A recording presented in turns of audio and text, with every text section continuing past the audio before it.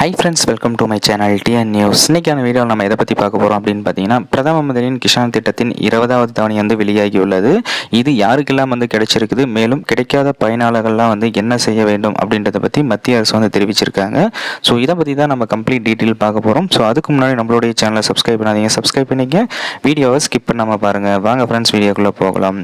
So மத்திய அரசு சார்பாக விவசாயிகள் பயன்பெறுவதற்காக உருவாக்கப்பட்டது தான் இந்த பிஎம் கிஷான் திட்டம்.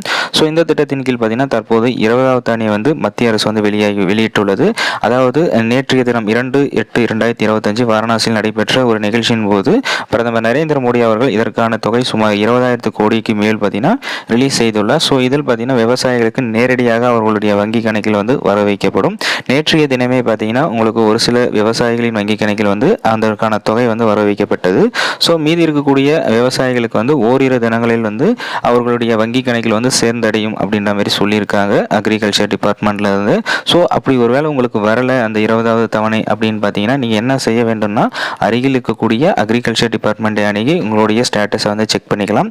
அல்லது பார்த்தீங்கன்னா, நீங்கள் ஆதார் அட்டை இணைக்காமல் இருந்தாலும் கூட உங்களுக்கு இந்த 20வது தவணை கிடைக்காது அப்படின்ற மாதிரி சொல்லியிருக்காங்க. ஆல்ரெடி பார்த்தீங்கன்னா இ-கேஒய்சி கட்டாயமாக நீங்கள் உங்களுடைய கிஷான் அட்டையோட இணைச்சிருக்கணும். அப்படின்னா தான் உங்களுக்கு இந்த மத்திய அரசு வழங்கக்கூடிய இந்த தவணைகள் எல்லாமே கிடைக்கும்.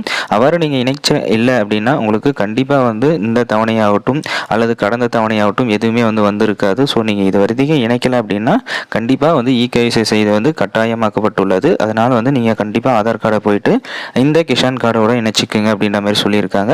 மேலும் பார்த்தீங்கன்னா நீங்கள் அஃபீஷியலான அந்த வெப்சைட்டுக்குள்ளே போயிட்டு கூட நீங்களே ஆதார் கார்டை வெரிஃபிகேஷன் செஞ்சு கொள்ளலாம் அப்படின்ற மாதிரி சொல்லியிருக்காங்க. அதுக்காக பார்த்தீங்கன்னா வெப்சைட் நம்ம கீழே டிஸ்கிரிப்ஷனில் கொடுக்குறோம். அப்படின்னா நீங்கள் ஆன்லைன்லேயே pmkishan.gov.in என்ற இணையதளத்தில் போயிட்டு நீங்கள் உங்களுடைய ஆதார் கார்டு நம்பரை கொடுத்து நீங்கள் அந்த பதிவேற்றம் செஞ்சீங்க அப்படின்னா உங்களுக்கு அடுத்த தவணையோ அல்லது இந்த தவணை 20வது தவணையோ கூட நீங்கள் வாங்குறதுக்கான ஒரு சான்சஸ் இருக்குது அப்படின்ற மாதிரி மத்திய அரசு தெரிவிச்சிருக்காங்க.